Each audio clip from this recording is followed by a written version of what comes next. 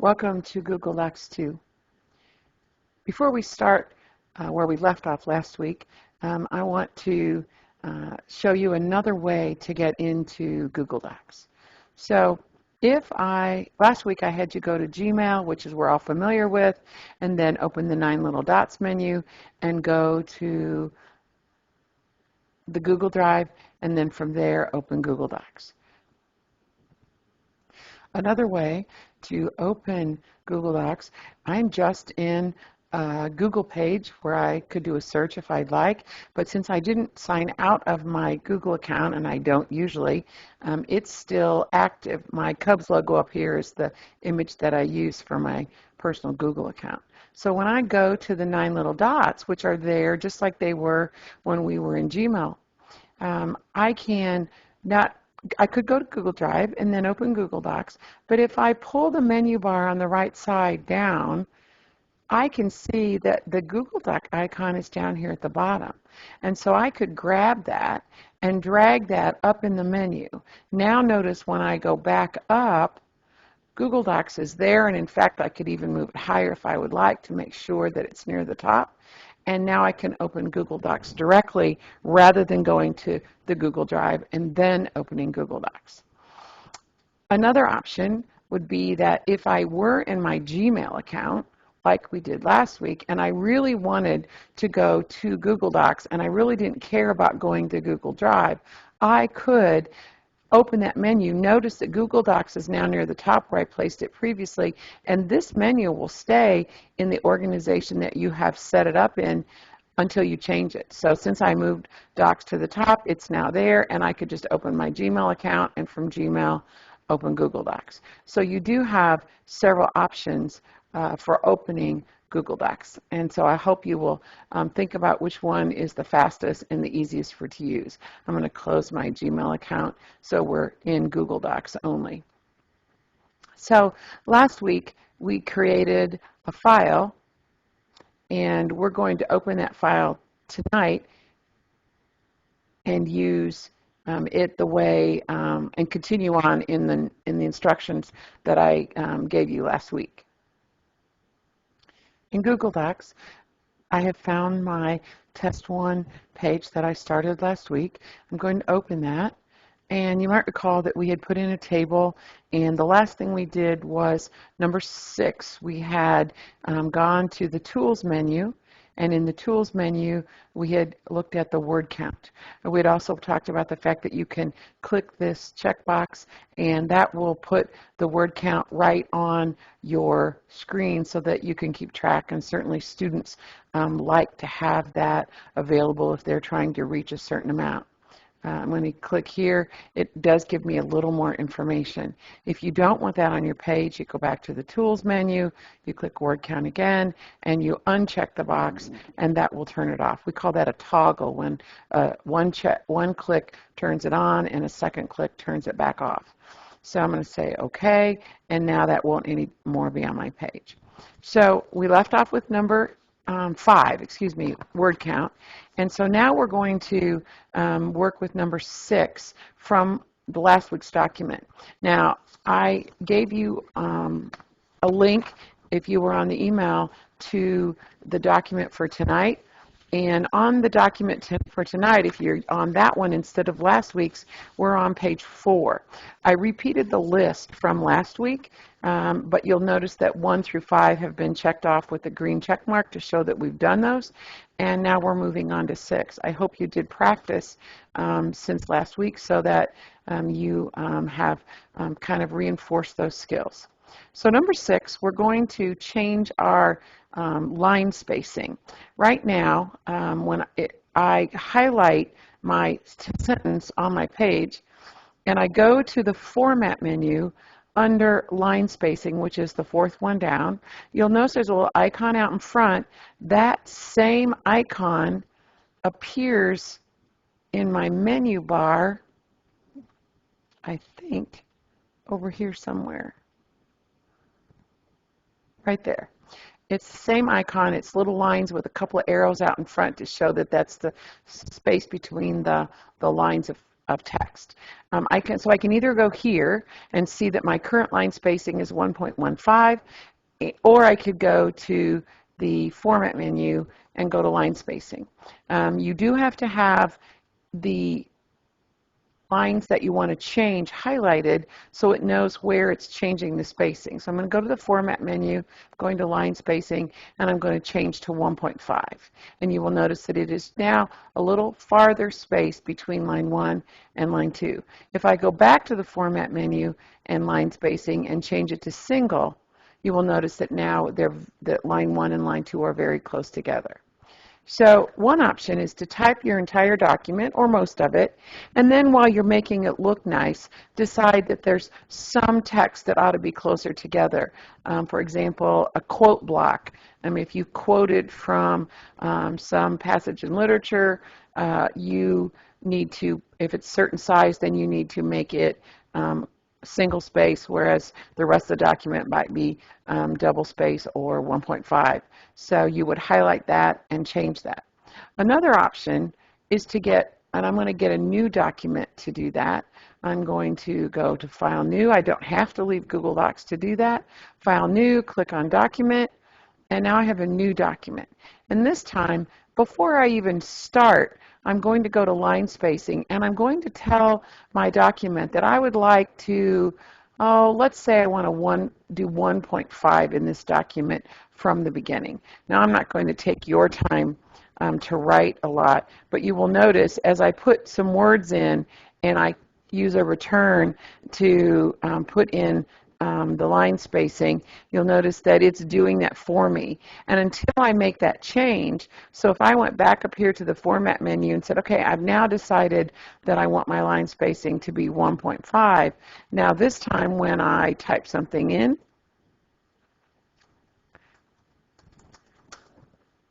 right here it's 1.5, but now when I hit return, now spacing is 1.15. And so you'll notice that the my fourth and fifth lines are much closer together than my first 4 lines. There's a 1.5 between the first 4 lines, and then fourth and fifth line have only 1.15. So you can either change it at the beginning or change it as you go, or you can highlight the whole thing or whatever you want and go in and change it, and it will again change it to, in this case, I'm going to make it single space. So you can make those changes in line spacing as you wish. Now remember, I have a new document, and while it's saving it with the name Untitled. So I'm going to call this Test 2 so that we have a second document that we're testing out some of our techniques with. So that's number 6. Number 7 suggests that you change what we call the font face. Font face is the name of the font, and I don't have a lot of fonts on this document, so I'm going to go back to the Google Docs homepage, and I'm going to reopen Test 1 that has a little more font in it, and I'm also going to go down here, remember from our table, I'm down below the table, and so this is some more text that we have that I've added to my document. I don't type real fast, especially when I'm thinking at the same time. So I have some text above and some text below, and I'm going to go down to this text down here, and I'm going to highlight it, and it's Arial size 11, but I'm going to change that up at the top to one of my favorites is down at the bottom. It's in the T's. So I'm going to take the bar and drag down, and it is trebuchet. And maybe that's not how you say it, but my French is not good. So that's how, and you'll notice that it is a different, what we would call a different font face than the one above. The one above is Arial, and now we're in trebuchet. I could have also, while I had it highlighted, I could have changed the number of the font size to a larger size as well, and of course that would be my opportunity to do bold or underline or italic if I would like. And keep in mind those are toggles, so I click it once to turn it on, I click it again to turn it off, and there goes my underline and there goes my bold. So you can do that. Another option is that when you start the document, like I did with my document test number 2, when you start the document, and here's my test number 2, you could, at the very beginning of this, instead of having typing on it, on the page before you even start, you can say, I've decided that I'm going to type this document. I'm going to leave it in Arial, but I'm going to change it to 14, and I would really like to type this in blue. And so now when I start typing the text, I will have Arial. It will be font size 14, and it will be in blue. Of course, if I decide I only want that one sentence in blue, I could go up here and I could say, well, I'm going to change it now back to black, and instead of size 14, we're going to make it 18. And now when I type, it is still Arial, but it is not blue, it is now black. So you can change it during the document, or when you get all done and you don't like, you could simply go here, you could go down and change it to Verdana, and you could change it to a font that you like. Please notice that the blank is empty because there's 2 sizes of font, and so it doesn't tell me what it is currently because it doesn't know which one to pick. But if I change it all to 24, now it is 24. And then finally, I could change the color over here to something that they're all the same, if that's what I want. And certainly that's a possibility. Let's make it purple. And so now I have my font all the same. So you have those ways of changing things as you go along. Number 7. Number 8. We're going to insert a picture, and there are 2 ways to do that. As we went over last week in the insert menu, the first option is insert image. You will notice that out to the left of the word image is a little icon. That matches the icon that's down here on the toolbar, and that is also insert image. So you can either do it here from the toolbar, or you can go up here and do it from the insert menu. When you open either one of those, your first option is to upload from your computer. So I'm going to do 2 things first. I'm going to click that to get away from that menu. My cursor, I left it on line 2, and I'm going to press enter so that my cursor is going to move down. Now I'm going to go back to insert picture, upload from computer. I'm going to go to my picture folder, which I believe is up toward the top here on the left side. And I happen to have pictures here of some frogs that used to live in my fish pond. And unfortunately, they didn't make it through a winter several years ago, but there are my 3 frogs that lived in my fish pond. Actually, they're up in the creek right now. We have a fake creek that runs into the pond. So I'm going to activate that. Notice I have my cursor here. When I click anywhere in the picture, I get the border, and I can take those, any corner, and I can make that a smaller picture. If I go to the top corner, I can make it a larger picture, and I can move it to the side, but notice that distorts it. And I really don't want to do that, so I'm going to go back up here to undo, the left arrow pointing to the left, and that takes me back. And so now this is the true resolution for length and width that this original photo had. It may not be the same size, but the ratio of length to width is appropriate and nothing's distorted. At the bottom of this, we have 3 little pictures. The first one tells us that it will put the next line of text in line with the picture. So if I go here, notice my cursor, you maybe can't see it, but it's right over here to the left of the picture. And if I start to add frogs in the stream, you'll notice that it started just in line with the picture and then continued down the page. However, if I click the picture again and get that little list of menu, when I click the wrap text, it moves it around the picture rather than underneath it in line with the picture. And then finally, the third one breaks the text, and so some of the text is above the picture and some of the text is below the picture, but there is no text on the side. Now, I want to go back to this one, the one in the middle, and I would like you to notice that we have what's called a 1/8 margin. That 1/8 margin is the amount of space between the edge of the picture and the first letter. And so we have a 1/8 margin. Now, up here, we don't have a 1/8 margin, but if I move that up, if I can get it right at 1/8, it will allow the word typing to be over there. But it's not real happy with me. So let me try again. There we go. And now we'll go up. Somehow my picture has gotten moved in my box. And I will confess that I don't like the way pictures don't work as well in Google Docs as they do work in Word, but it is an option, and if you're willing to play around with it a little bit, you'll notice that my box is there, but my picture isn't in it. I'm going to hit undo and see if I can't get that right back into that box the way it's supposed to be. Let's see how many times I have to hit undo before that goes where it's supposed to be. There we go. So now it's where it's supposed to be. And so now you see that we have a 1/8 margin on this side, and if I move that picture, I don't want to move it out of its text box.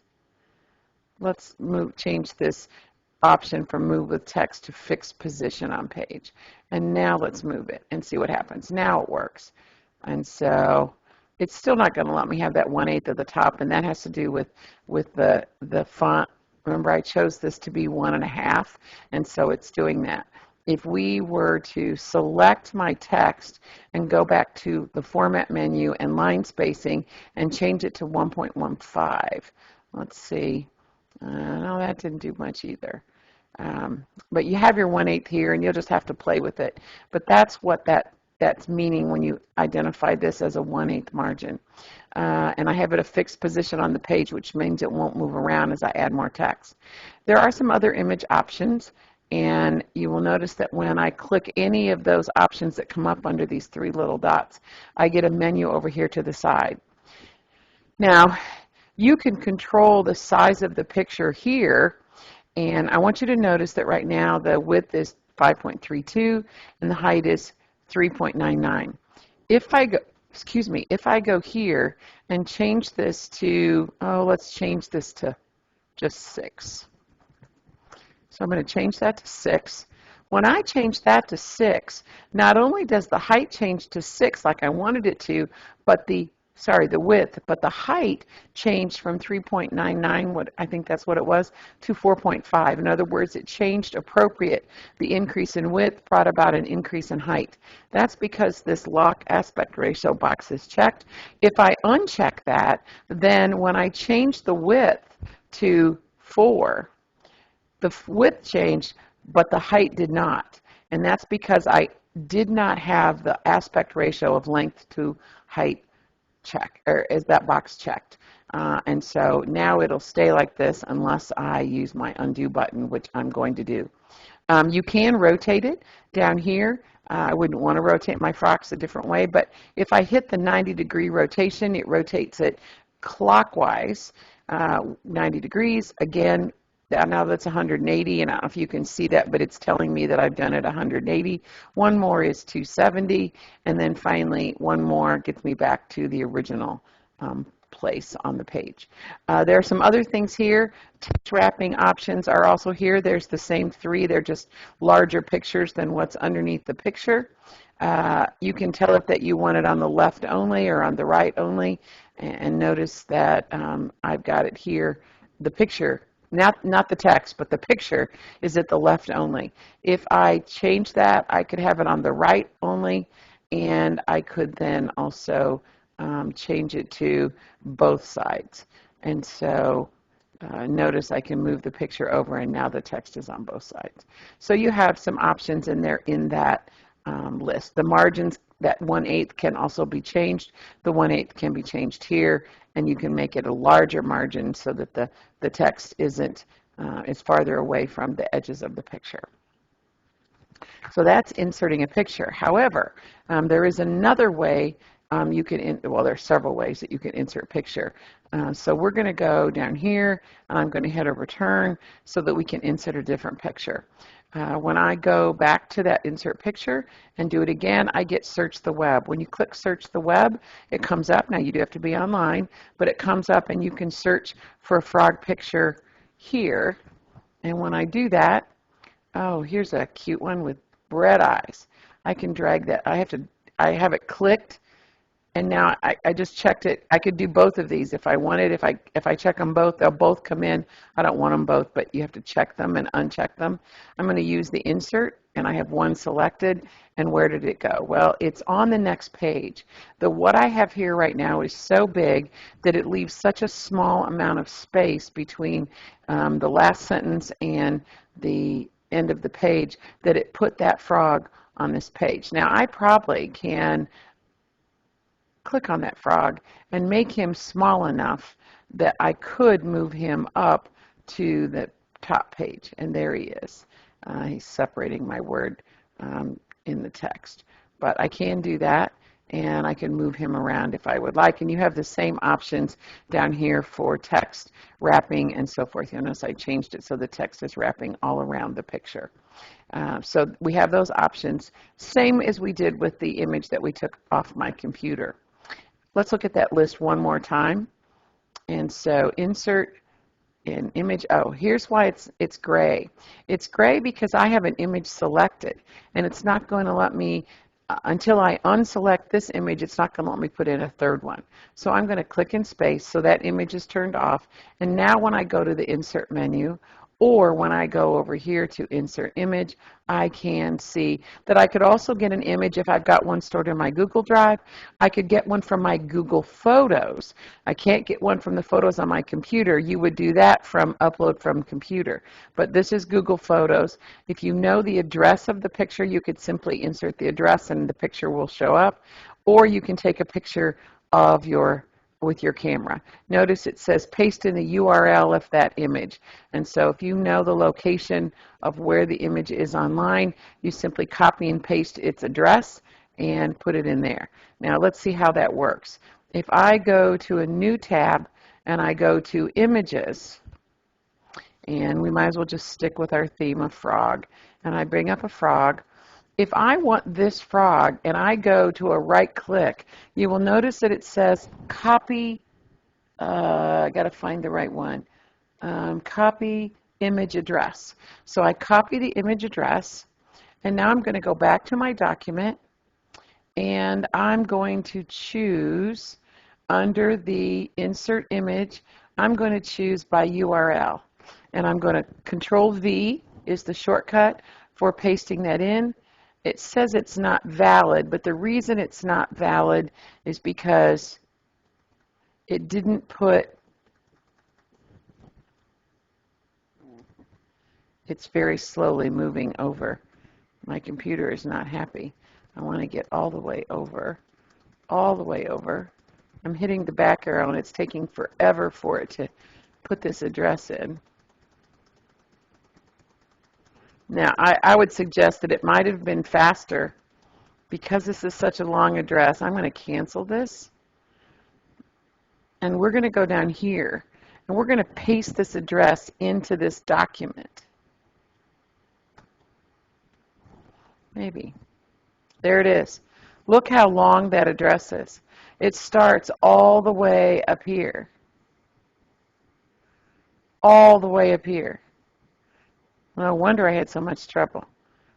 I don't think I would mess with this. It's too long an address. Of course, it is size 24 font, so that's part of it, but it's still 55 pages of address. Way too long.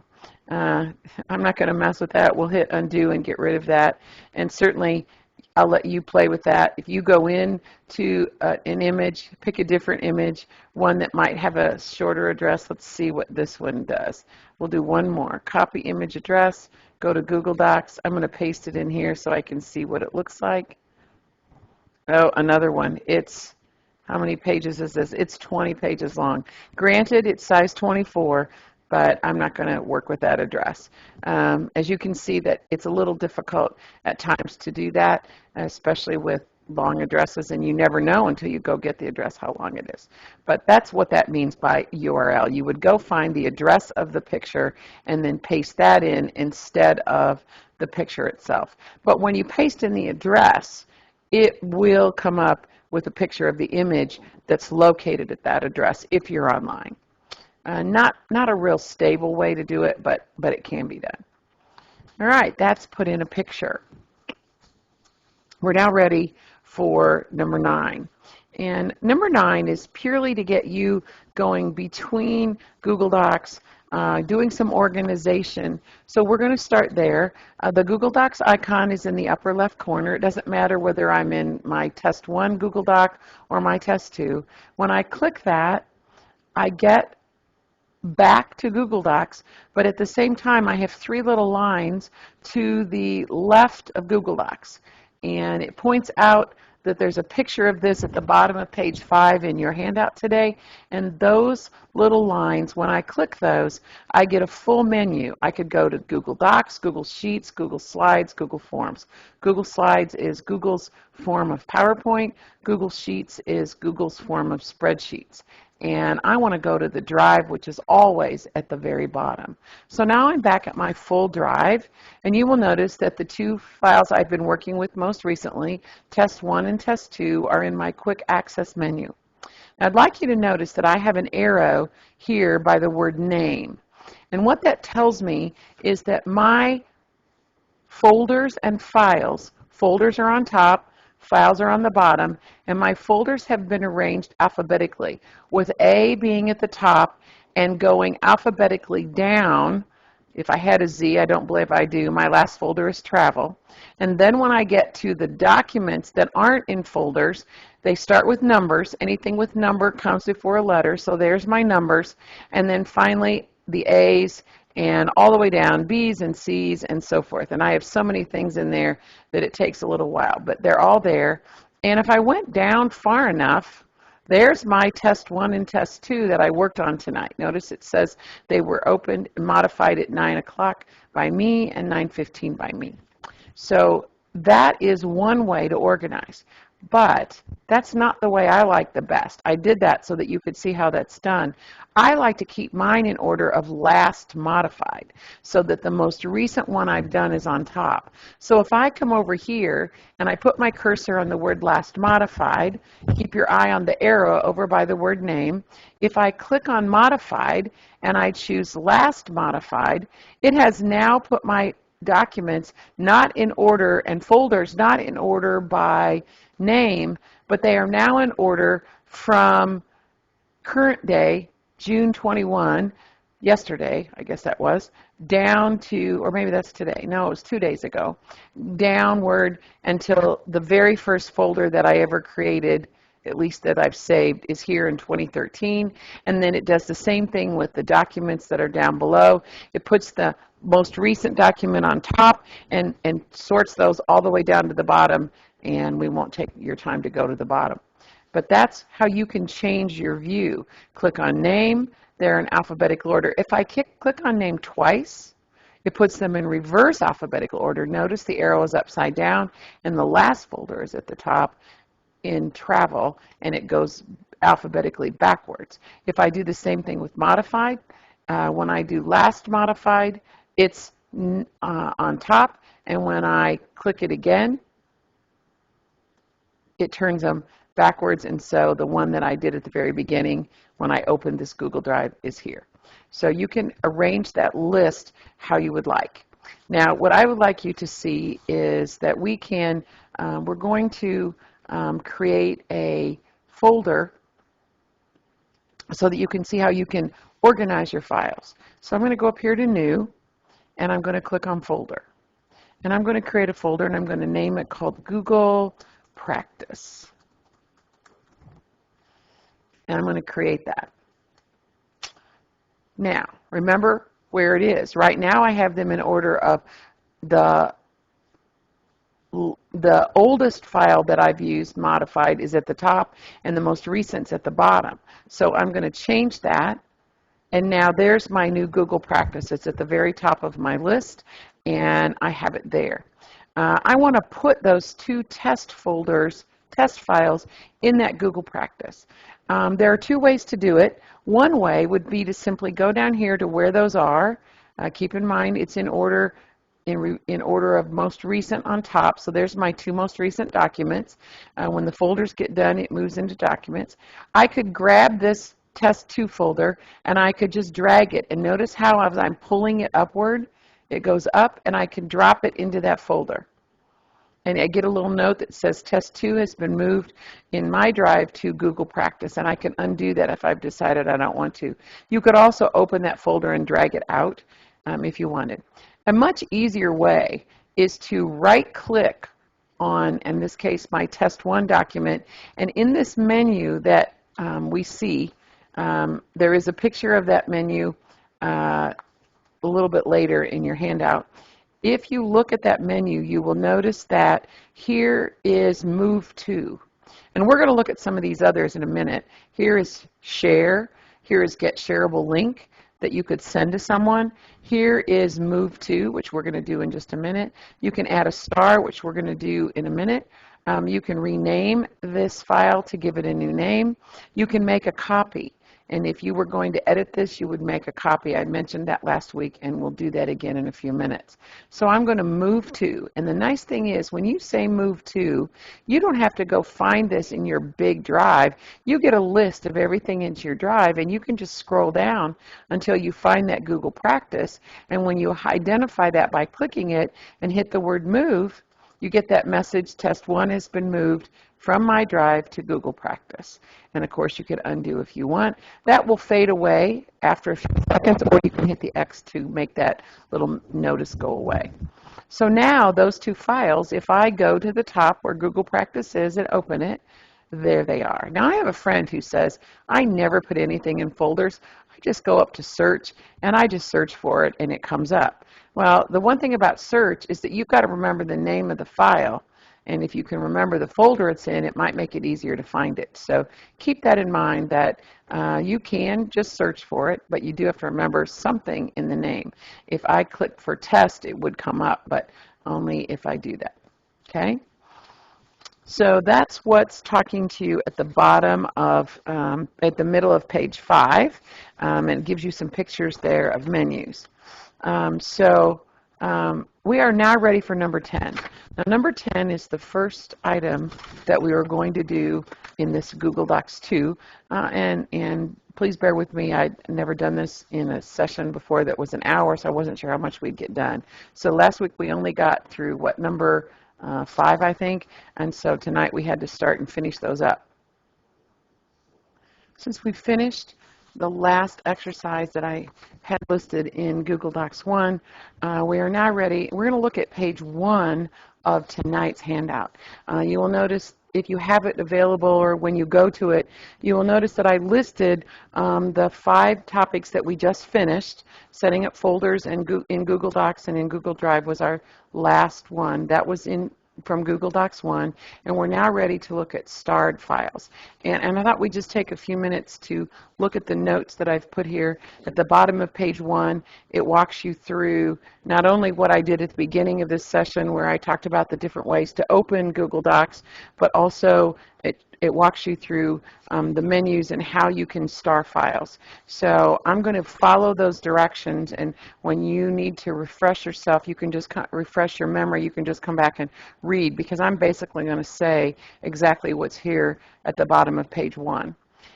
When you have any document open, I'm still in the same window that I was in earlier with my test 1 and test 2 in my Google Practice folder. Notice at the top here it says my drive pointing toward Google Practice. If I back out of Google Drive and go here, or in Google Practice and go to my drive, notice the Google Practice is gone because I'm no longer in Google Practice. But if I go down to Google Practice right here and open it, it shows up again. So it's basically a little list of you were in my drive, and now you're in Google Practice. And when you go back to my drive, then Google Practice is no longer open. Well, what we're going to do is we're going to right-click on this test 1, And in that menu that you saw a few minutes ago with the Move To, we're going to use the option right below that called Add to Starred. And when I click that, I now have a star on test 1. So let's go back to my drive, and let's pretend that it's 5 weeks from now, and I want to find that file that I have just starred, and I don't have to remember the name of it. Since I started it, I can just click Starred, and it shows up. There it is, test 1. It's starred in the starred folder. It doesn't have a star behind it because it's in the starred folder, but it is starred. I also have a couple other things in here. I have a recipe folder.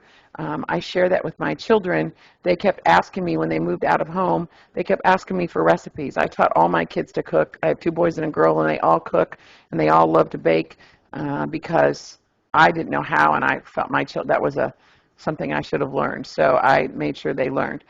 Coconut bars, I mentioned last week, it's a good recipe, and it normally is in the recipes folder, but I had pulled it out. But it is still shared because it was in that folder and shared with my children. We have that. It serves 2 purposes. One, if they have a recipe they want to share with me, they can go in and drop it in that recipe and then tell me that it's there, or send me an email that it's there. Or I can drop one in if they've requested it or I've come across a good recipe. I have one child that believes America's Test Kitchen has the best recipes ever. So they're sometimes putting those recipes and saying, hey, you should try this. The other thing is that when I travel to any of those children and they want to make a recipe, I want to make a recipe, I can go to that folder and pull those out and look at them. I got to my son's one year, and we have a family pie that we make.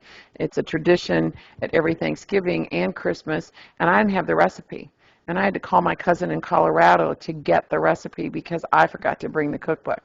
So I came right home and put that recipe in this folder so we never again have to be without that recipe. So that's a way to share, and we're going to talk about sharing very soon tonight. All right, so that's starring.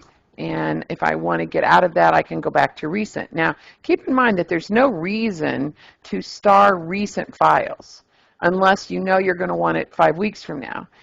And the reason is that it's going to show up under recent. So why on earth starred as well? And I obviously have test 1 starred, and there it is. And when I go to recent, it's there as well. So not really any reason to star that. How do you unstar it? Well, you right-click on it. And this is, again, a toggle. You will notice that now it doesn't say add to starred.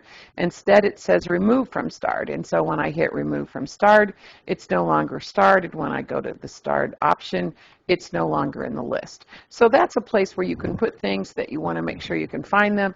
But let's say you're no longer an officer that needs those files, or you're no longer needing whatever the file is that you had starred, you can always take it out of there. You don't want to get too many in there, or you just have to scroll through a big long list. Okay, so I'm going to go back to my drive, and we're going to take a look at page 2. Page 2 is about sharing, and there are several ways to share. I want to apologize if you printed or downloaded the original handout that I sent out on Sunday night. I realized that there's an overlap in the pictures after I got it sent out, so I fixed it. If I had your Gmail address, I sent this to you in a link, and you should be able to access the better copy in that link. If you want it, I certainly let me know, and I'll email it to you if you didn't get it. If you don't have a Gmail account and you couldn't get it to open, then let me know, and I'll send that to you. You have my email address. So at the bottom of the page, or in the middle of the page, it says you have 2 options when you're sharing, and I'll let you read that part at the top. What you have to think about is, who are you sharing this with? You know, if I share my recipe folder with my children, I don't really care if they share it with somebody else. I gave them edit rights to that folder. They can put things in. They know better than to take anything out, because then the recipe won't be there. But that's a high level of letting them have access. I could have just told them they could view those recipes, but nothing else. And then they wouldn't have been able to do quite as much with it. But certainly if they find a mistake I would want them to fix it. But if you don't want people messing with your documents or whatever you have in the folder that you shared with them, then you got to think about what kind of access, and there are different levels, and you're going to see that when we look at sharing. So let's take this Google Practice folder, and let's say that I want to share that. So I have two ways of doing that. I can highlight it, and as soon as I highlight it, the little icon for the person, and it basically says add a person to this folder. And keep in mind, all these directions go for both a single file or for a group of files that you've put in a folder. So I could click that little icon. Another option is to right-click on that and use the share option there. You'll notice it's the same icon, the little add a person. So I'm just going to click that. When you do that, you get, it talks about sharing restrictions, and we're going to go there in a minute. This is a little hint that they're telling me that I can decide who shares, who downloads, who copies, who prints. And we're going to look at that in just a minute. So this window that you see, there are two pieces here, is on the left side of your page. And I apologize for the fact that the writing that says number 2, restrict who can access it and what can they do with it. And actually, of course, that should say what they can do with it. The writing that goes over that is over this picture. You have a line up here to add names of people from your contact list, and you also have a reminder that this is restricted. Only people that you add up here in the email group can open it with this link. So if I copy the link and send it to them as in an email, they still have to be added up here by their email address so that they can do that. So if I put Bev's name up there and I send her a message, it will notify her that she's been given access to this Google Practice folder. I'm not going to do that, but you get the idea. Please notice also that on the right side, she's given edit rights. That means she can do a lot of things to that folder. Her other option is that she can view only. If I give her editor rights, she can organize it, she can move files around, she can add files to it, and she can edit any file that's in that folder. Up at the top, we have a little gear, and if I click on that, that's what that green line is showing you. If you click on that little gear, I get this option, and you'll notice that the checkbox says editors can change permissions and share.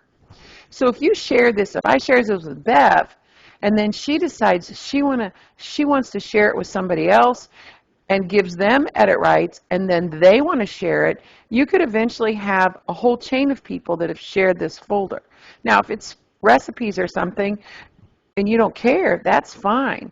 But if it's the bylaws for your chapter and you're not trying to hide anything, but you just don't need 15 people contributing, then you want to make sure that you turn that off so that the editor can still edit, but they can't give that to anybody else. And so you have that option to further restrict who can get that. Okay? I'm going to hit this arrow to turn it back. Notice I'm back in here. And I could send, I'm not going to do that, but I could do that. So that's the restricted version, all right?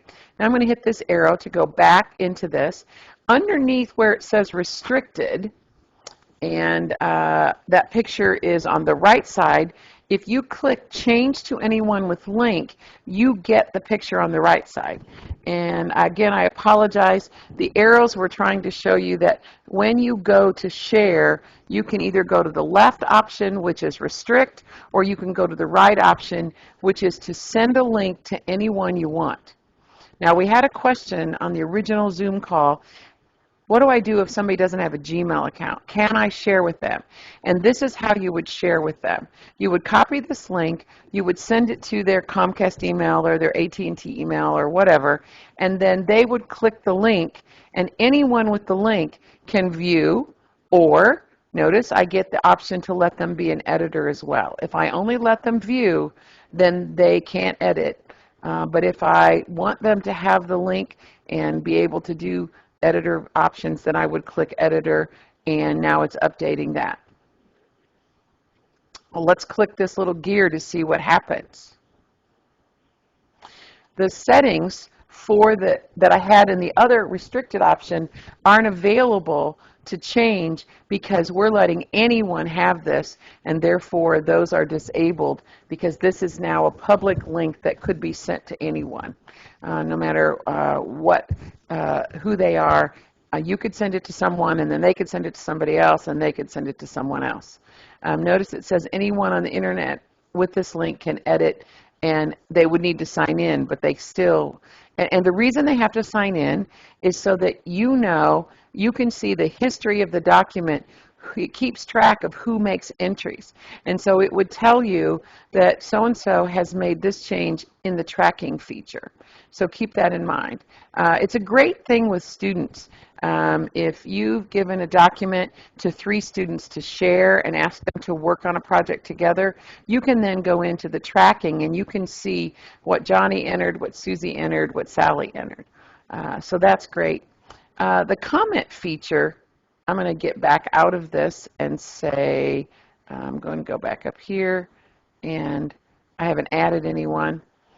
When I go here, we're going to change this to, from anyone, we're going to change this to, I got to get back out of this. Hold on.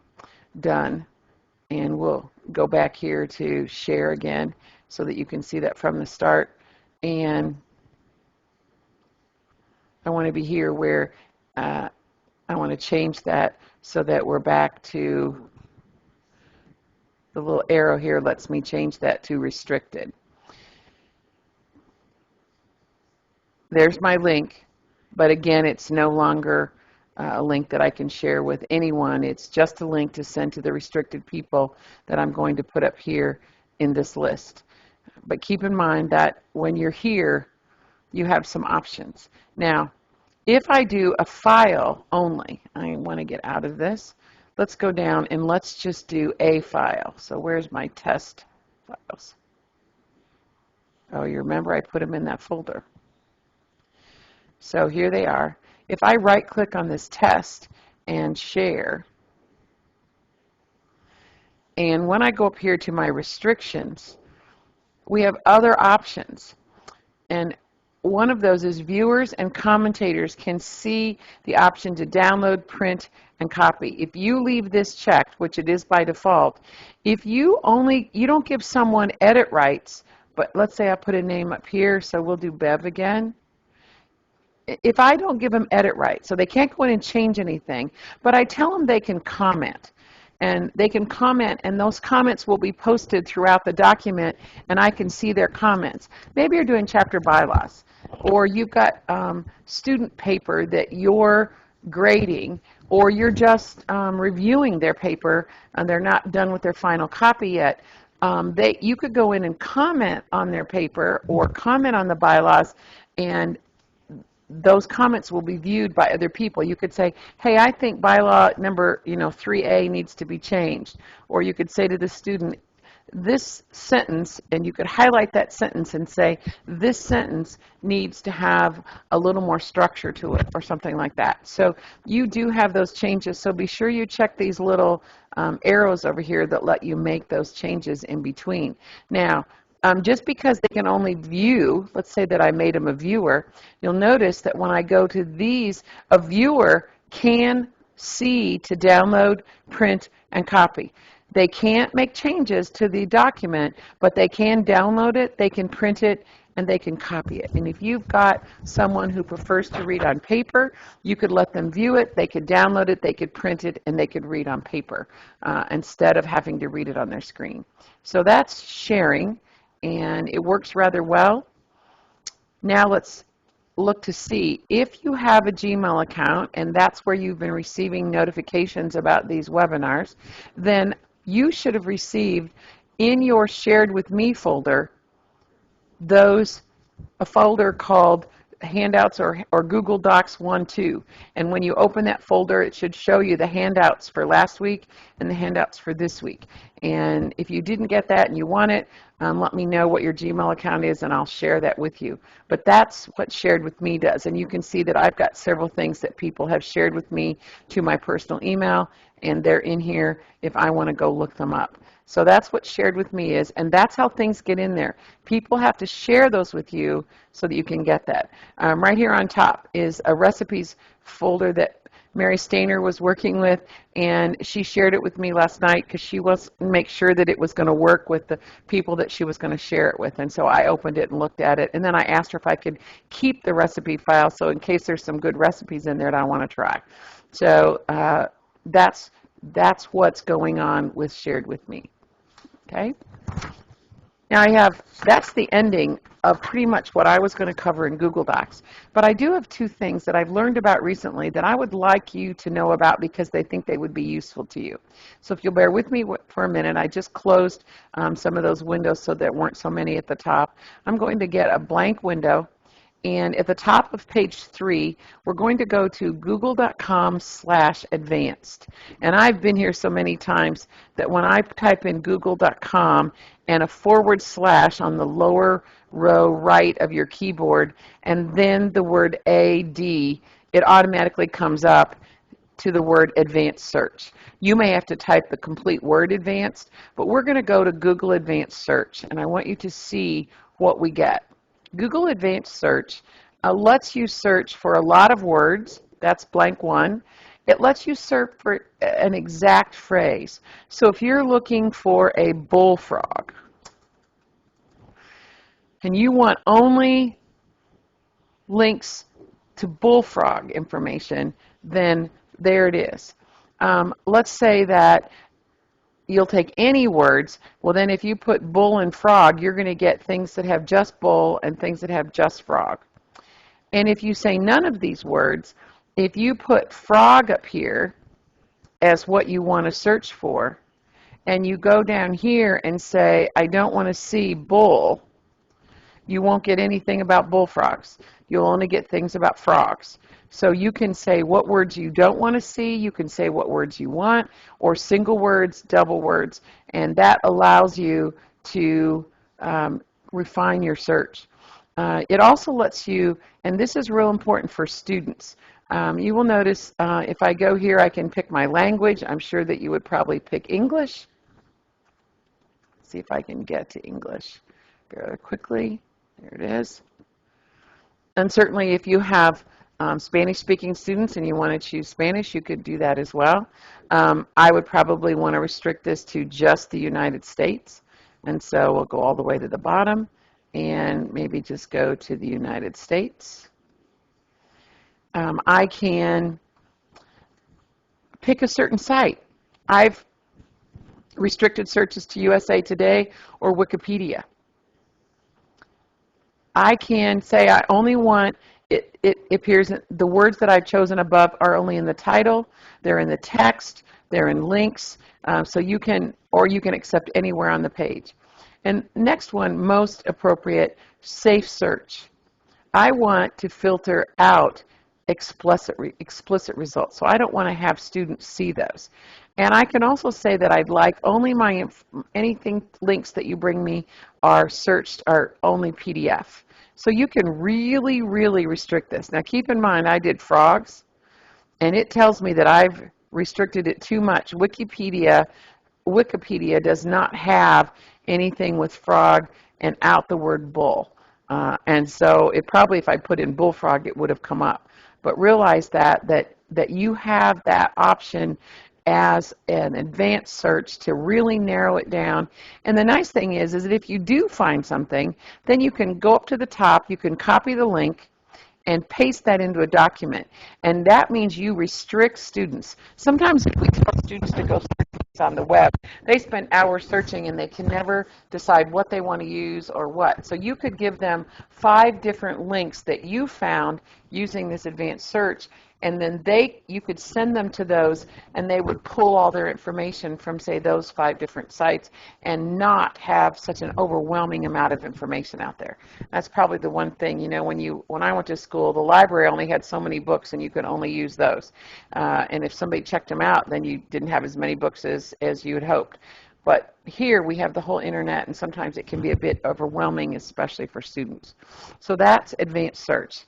And then the last thing I want to talk about is at the bottom of page 3, and it is an image search. And we've already done an image search, so we're just going to do that again, but I want to show you an additional feature. So it's the same frog that I searched for before when we were working in our document, and there's all those frogs that we were looking at. But what I'd like you to notice is at the top, when I did a search in Google Images, now I have to be in Images, but when I search Google Images, clear over here to the right side on that same menu is the word Tools. And when I click Tools, I get a new row below that, and the one we want to look at is Usage Rights. If I just do a general search, many of these pictures may be copyrighted. And if you're going to use those in a document that might get posted to the web, then you're breaking copyright laws. So look at what happens when I click on usage rights. It lets me narrow my picture search down to labeled for reuse. If I choose this, then I only get the frogs that have been labeled by the person who posted it, that it's okay to use those in some other way, to reuse them. Now look at the other options for non-commercial use.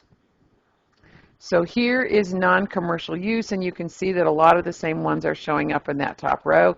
And the other one is labeled for non-commercial use with modification, meaning I could use one of these, but I could modify it. Maybe I take this frog, the first one here, and I make the image small enough so I only see his head.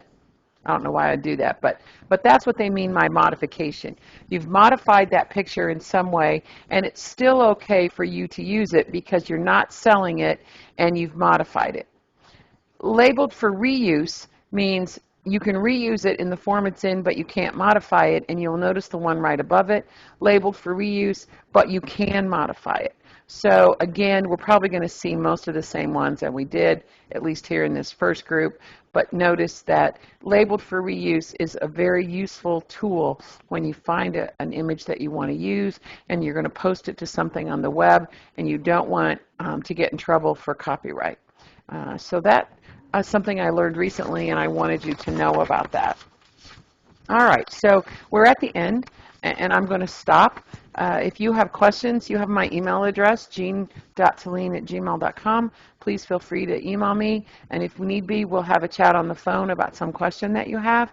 I hope you will practice. Practice makes perfect. You all know that. So open your Google Docs and practice. Many of the things we've gone over, now that you've seen them, are available in the word processor, which probably Word or maybe Microsoft Works, which many of us started with, or Pages on an Apple device. And so a lot of it's not different, but especially the sharing is something that we just haven't been used to too much up to this point. All right, so we're done. Have a great rest of the week, and I hope to hear from you that you've learned a lot and are using Google Docs more.